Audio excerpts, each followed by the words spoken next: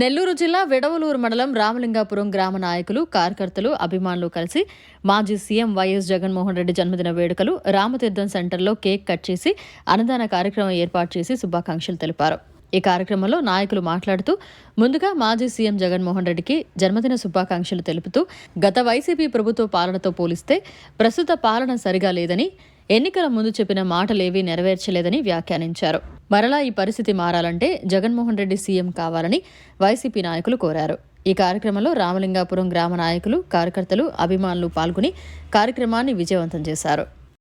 జిల్లా వెడలూరు మండలము రామతీర్థ గ్రామంలో జగన్మోహన్ రెడ్డి పుట్టినరోజు సందర్భంగా మేము పిల్లలు, పెద్దలు అందరూ కలిసి ఏకపక్షంగా నాయకులందరూ కలిసి పుట్టినరోజు జరుపుకుంటున్నాం. హ్యాపీగా మేము జరుపుకుంటున్నాం.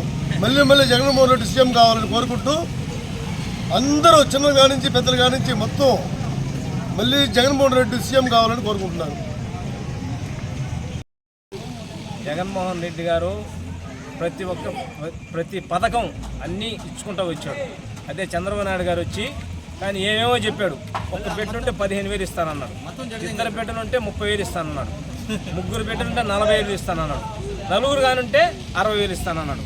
ఒక్క 6 రూపాయలు కూడా ఇవ్వటం లేదు.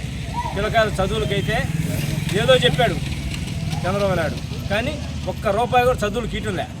రైతు భరోసా ఇవ్వటంలే. ఇంకోతే అమ్మఒడి, ఇప్పుడు మత్స్యకారు భరోసా, ఉచిత బస్సులు అన్నాడు. ఏ సక్రమంగా అందటంలే.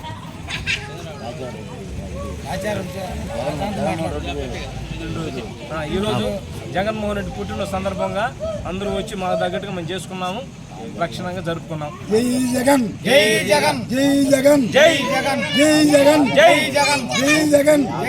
మరిన్ని అప్డేట్స్ కోసం మన HN9 టీవీ ఛానల్ ని సబ్స్క్రైబ్ చేసుకోండి.